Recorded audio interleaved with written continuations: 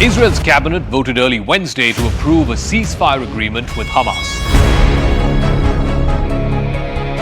The objective of the ceasefire was to secure the release of around 50 hostages who have been abducted and have been taken into Gaza since the October 7th terror attack. The deal was made to secure the hostages in exchange for a 4-day ceasefire. The details of the deal were not made public immediately, but an Israeli government official told reporters Tuesday that the agreement could help secure the release of up to 50 Israelis, most of them women and children. The hostages will be released in groups of 10 to 15 every single day.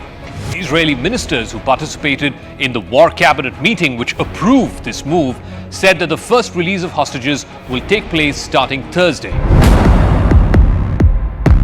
This decision was then made public by Prime Minister Benjamin Netanyahu. His office put out a WhatsApp message early Wednesday which confirmed the contours of this deal. Now, the message did go on to say that they would allow for a pause of at least 4 days in the fighting that's happening in Gaza. If that holds, it would be the longest halt in the hostilities since the October 7th Hamas terror attacks. Those attacks prompted Israel to begin a massive bombardment and subsequently a ground invasion of Gaza. Netanyahu's office also said that women and children would be among the hostages who were first released and that the release of every 10 additional hostages will result in an additional day of this pause or the ceasefire. Now, reports of this deal on securing the release of hostages in exchange for a ceasefire had first appeared on Tuesday. That's when both Hamas and Israel had said that they were very close to reaching an agreement. Qatar had played a prominent role in brokering the talks on the deal to secure the release of hostages. But the hostages, like I said, will probably not be released until early Thursday at the earliest. That is because there is a law in Israel which allows the courts to review any potential legal challenge to a decision that's been taken by a cabinet. In this case, the cabinet was what gave approval to the prisoner release. According to the deal, Israel will allow the release of Palestinian women and children who are languishing in Israeli jails. They will be allowed to get back to their homes. Most of them happen to be from the West Bank or from East Jerusalem. Israel has not revealed how many of these prisoners will be released, but local media reports put that figure at 150. In another significant move, Israel has also agreed to permit additional fuel and large amounts of humanitarian aid into Gaza. Israel had blocked fuel and aid supplies to Gaza, fearing that that could be turned over to Hamas, even as the besieged Palestinian enclave, the Gaza Strip, was facing an unprecedented humanitarian crisis. Hamas claims it holds about 200 of around 240 hostages who were abducted on the 7th of October, and this includes 40 children. The remaining 40 are believed to be held by the Islamic Jihad, which is another Palestinian terror group. Israel's Channel 12 News had reported that Prime Minister Benjamin Netanyahu's office will initiate a process through which the hostages will be released and handed over to Israel. First, Hamas will transfer the hostages to the Red Cross, the International Committee of the Red Cross, the ICRC, following which they will be handed over to the Israeli Defense Forces. After that, the hostages will undergo an initial medical checkup and they will be taken to one of the 5 isolated medical centers across Israel, and they will be allowed to meet with their families.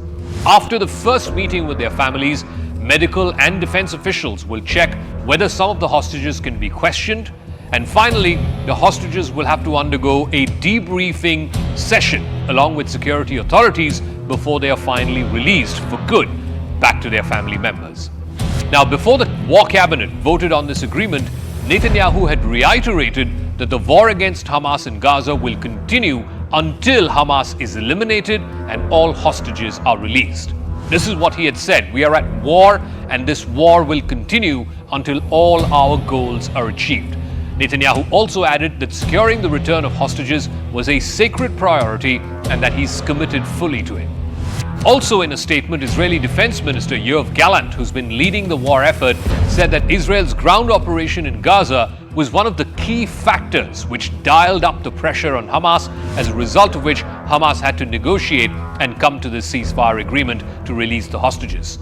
He also said that the Israeli troops would resume their full Gaza assault in full force once the ceasefire period of 4 days was over. Without the pressure and the continued pressure on Hamas, there would be no chance to secure the release of the next group of hostages, according to Yoav Gallant. A pause in this fighting, however brief it may be, 4 days or 5 days, could bring some measure of relief to Palestinian civilians. More than 1 million Gazans have been displaced, and civilians are running perilously low on basic human necessities like food and water and electricity. As part of its offensive against Hamas, Israel has cut off all electricity to Gaza. It's also blocked the delivery of most food and fuel, saying that it could be diverted for use by Hamas. So who are the Palestinian prisoners who will get released in exchange for the hostages? A Palestinian human rights group, Adamir, says that about 200 boys, most of them teenagers, have been in Israeli detention as of this week, along with about 75 women and teenage girls. The 150 who will be released as part of this ceasefire deal will include most of these boys and most of these women and children. More than 13,000 people have been killed in Gaza since Israel launched this ground offensive against Hamas. The ground assault was initiated in response to the surprise terror attack by Hamas on the 7th of October. It claimed more than 1,400 Israeli lives. Meanwhile, U.S. Secretary of State Antony Blinken is planning to visit Israel early next week to hold talks with both Israeli and Palestinian officials. Blinken has already visited Israel twice since the start of this war, but this will be an important visit because America too has been pushing Israel hard for this humanitarian pause, which they have now achieved. Biden has also been facing pressure from younger Democrats for giving Israel what they called a free pass. What are the hostages' families feeling about this deal that's been announced by both Israel and Hamas, that 50 hostages will be released starting Thursday in exchange for 150 Palestinian prisoners? I'm now joined by Abby On. She's an Israeli citizen whose 5 family members had been abducted by Hamas on the 7th of October. 3 of them are still alive. 2 of them have unfortunately died. Abby On, thank you very much for speaking with us here on CNN News 18. First things first, this ceasefire deal that's been announced by the government of Israel, that for 4 days there will be a pause. In exchange, 50 hostages will be released by Hamas. What do you feel about this ceasefire deal? For us, it does give us hope. We have a total of 5 family members that were taken hostage. 2 of them were murdered. So this feels even more imminent for us. We know that time is running out. We saw yesterday the announcement that a woman in captivity was pronounced dead by Islamic Jihad. And so I think it's even more critical that a deal like this happens and that children who should never be part of war are brought home. But it also means that they will leave their father behind in captivity. And so while we have hope, we continue to fight. Since this news broke out, have you heard from the Israeli government or anyone connected with the negotiations as to who are the hostages who will be released first and whether or not that includes some of your family members? Not yet. As far as I understand it, the cabinet made the confirmation of the deal in the early morning hours, and that I think creates a 30-hour window of appeal. So if there's anyone that needs to say anything or wants to appeal the decision, they have time. And then what will happen is the release of 10 hostages a day for the length of 4 days. And I believe each night before the release, the families will get the names. So we're not there yet. So we continue to remain hopeful. You did say that you do know that there were 5 of your family members who were abducted, 2 of whom have died. There are 3 who are still alive, I believe a father and his 2 sons. Do you know any information? Do you have any information about their condition, about their state of being right now in Hamas custody? We only have sign of life of Ofer, of the father of Erez and Sahar, because he was being kept in the same cell or room as one of the elderly women that was released. They were from the same kibbutz near Oz. And so she could confirm that she was with him, but she was released over 3 weeks ago at this point. And so we haven't had a sign of life since then.